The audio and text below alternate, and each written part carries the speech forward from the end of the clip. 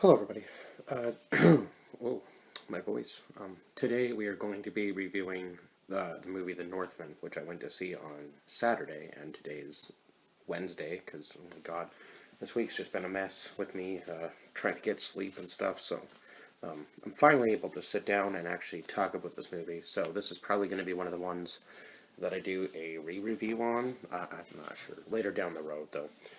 I just like to get my first thoughts out on it before I really, talk about it again. This one will probably be one we revisit, or who knows, maybe I'll just do this recording and see in comparison. I think I might go see it again this weekend, so we'll see in comparison what I think of maybe doing the second review this weekend, and then we'll kind of compare the two, and maybe we'll put out both, maybe we'll just put out the better one. I'm not really sure. But before we really get into this review of this movie, let's just say that it was the first movie, I would say, that oh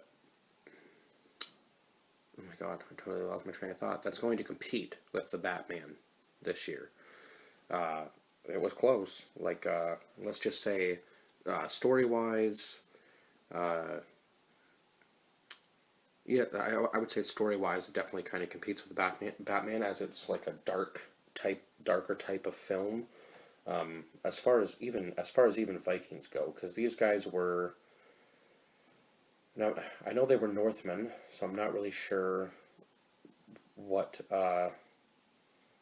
type of Viking they would have been. Like what would a Northman have been? I guess it just says it kind of follows a young Viking. And in the beginning of the movie, it kind of shows like their rituals and things. And one of the rituals is the son passing the torch on. The father passing the torch onto the son as he becomes a man, I guess. So it was a really weird ritual where they pretended to be dogs, I guess, overnight or whatever, and then they would kind of return to their human form in the day after they had literally feasted on human blood. I guess they were really trying to get out their animal instincts in these people. And I mean, most Vikings were animalistic in nature anyway, so it kind of makes sense that I guess they were really pushing that as a narrative in this movie and really trying to push these younger Vikings to that point. So we don't really know how old our main character was in the very beginning of the movie. I'm assuming somewhere around the teen years, I would say, probably, because he didn't seem, obviously once he grows up, he seems like he's much closer, probably like late 30s, early 40s. So that means that by that time, his father's brother, who was the killer in the beginning of the movie, killing his father to take over the, what would you call them, tribe, clan? I'm not really sure how the Vikings really worked in that sense. But anyway, Alexander Skarsgård, we're really off to a great start here, aren't we? Played our main character, Amleth. I think it was Amleth. Nicole Kidman played Queen Gudrun. Wow. Claes Bang played Fjorn the Brotherless, and Ethan Hawke played King Arvindil Warraven was his, I guess. So King Warraven Arvindil, yeah, I guess that would make more sense, wouldn't it? And then we had actually some surprises in this film. Willem Dafoe, who I didn't even know was in this movie, so that was kind of a shock to me, played Hymir the Fool, who I guess was kind of like similar to the Vikings show, where he was like the seeing eye to the gods, I guess, and kind of spreading the message, kind of like we see throughout the movie. This movie really did focus much more on the gods than any other Viking show I've seen. Like, even Vikings didn't touch this much on maybe a bit in the first season, I think, but then after that, there really isn't much showing of it. It's more of a mention, but this was like the gods were front and center through most of this movie, guiding him through his path. So that was pretty cool. And who else was in this movie that was of note? I guess Olwen Führer, who played Ajaldur Hovgolfa. Wow, these are some names, let me tell you. And so, once he grows up, he obviously decides to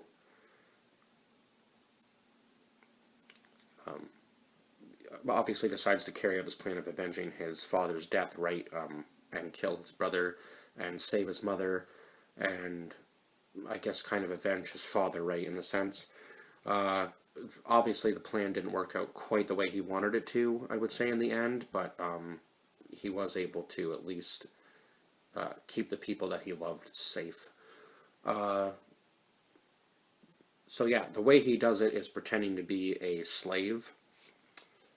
He actually swims out to the boat, away from his own, I guess, tribe, and oh my god, the scenes in this movie were absolutely brutal. When they're like raiding cities and stuff, or even when he's just once he's gotten to where he's supposed to be and he ends up killing everybody. Yeah, those scenes were quite graphic. So this, I think, honestly, a 14A rating was kind of low on this movie. It definitely could have been 18A because it did have some pretty good horror elements to it, actually. So, which is something I don't really think we've seen that much of in a Viking story before, so that was kind of interesting. And I'm assuming the god from the trailer that you see riding on the horse into, like, the gates of Valhalla is supposed to be Odin. I would believe that it's supposed to be Odin. Now, I can't remember the names of all the gods that they ended up mentioning, but there was, when he was a kid, he sacrificed his final teardrop, and I guess it was going to be given back to him at some point in time. And it was by one of the gods that he ends up meeting as an adult after they just raided the city. Or town, I guess, really. It wasn't really much of a city. It was probably more just like looked more like, kind of like a smaller town that they ended up raiding at the very beginning of the movie before he ends up escaping. Anyway, he ends up meeting this other slave girl on the boat, who was played by Anya Taylor-Joy, who her name was Olga of the Birch Forest, and she was a witch, I guess, so she had some sort of, like, magical powers. I'm not really sure exactly, or she could talk to nature, maybe was her thing. Yeah, what was her whole deal? Exactly. I'm not really sure. She had some sort of power, though. It seemed that way anyway, that she had some sort of abilities. I think I remember a scene where she actually ended up making the soldiers hallucinate in some sense during one of the nighttime scenes after he gets the night blade, and oh my god, that scene was absolutely epic, where he walks up to the protector of the night blade, and I can't remember. Oh, I wish I could remember the protector's name, because he has to dig, like, was it a troll? Was it a troll, I think, maybe? Oh, I'm trying to remember.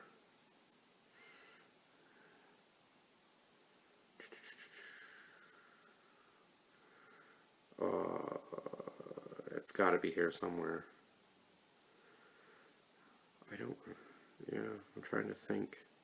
It's going to come to me probably as soon as I see it. Oh, the Mound Dweller, right, that was it. The Mound Dweller is the one that he fights for the Nightblade sword, and this sword can only be drawn at night, and it will only taste blood at night. This blade can only be drawn at night. So eventually, it kind of looks like it's going to end up bad for him at one point because he does end up having to come out into the open in the daytime to save Olga, and obviously you knew that that scene probably wasn't going to end well for him because he can't draw his own sword uh, during the daytime, so he had to fight with like the blunt end of it, and then ends up just getting beaten up. And the entire way throughout the movie, there's these crows guiding him, which I believe is supposed to be like the spirit of his father, which his mother does explain to him when he finally gets to her at one point in the movie. And wow, she was not the person we thought she was going to be. Turns out the entire time, uh, she was the one behind most of what had happened when he was a child. So that was a huge turn of events, I would say. Like, oh my god, I couldn't believe that that was what had happened. And she basically says that she doesn't want, she didn't want his father alive, and he was basically like his father and all this other stuff. And he was like, there's no way that that's actually how you think. But turns out that is that is how she thought about the whole situation. And I guess she wanted to be with the brother more than his own father. So he really came all that way for nothing. And then at the end of the movie, he ends up killing his own mother and his and oh god, he ends up killing Fjorn's son too. So that was pretty crazy. Uh, quite a dark moment in the movie. And then Fjorn says to him that he'll see him at the gates of hell, and they end up having their last epic battle scene in the volcano. Um, and I was not expecting this because I thought for sure that he would easily probably win that fight. Uh, but it turns out that Fjorn is quite the skilled warrior and ends up actually winning most of the battle until oh my god, I can't think of his name. Until Amleth ends up just like screaming, like bloody murder, stands up and just hacks away until he finally just chops Fjorn's head off. And then you see the blade kind of go. I thought it was maybe tucked underneath his arm somehow, or maybe through his arm, and I wasn't really sure, but it was right through his heart.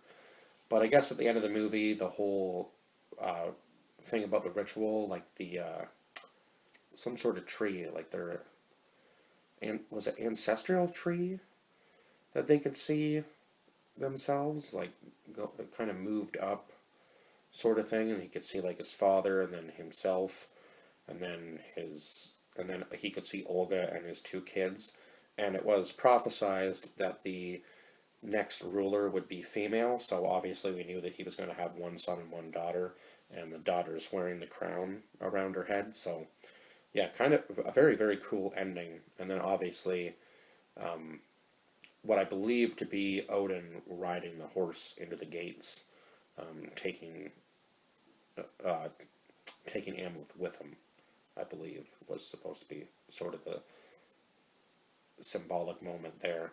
And obviously, he knows that by killing Fjorn, his kids are safe, right? So even though he died in the process, and obviously he could have just probably ran away with Olga and found an army and maybe taken them on that way, and he wouldn't have died in the end. But I mean, he was too proud, and he believed that it was his fate to, I guess, at least kill Fjorn and die in battle as well.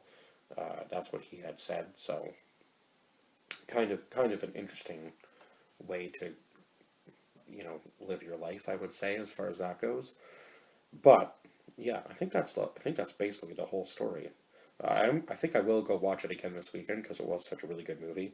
And one thing that I don't touch on sometimes very much, and I probably should for some certain movies, but the musical scores in this movie, top notch, and they just went so well with every scene, like every fight scene, like the battle drums and the chanting of the Vikings, really just made you like immersed in the film.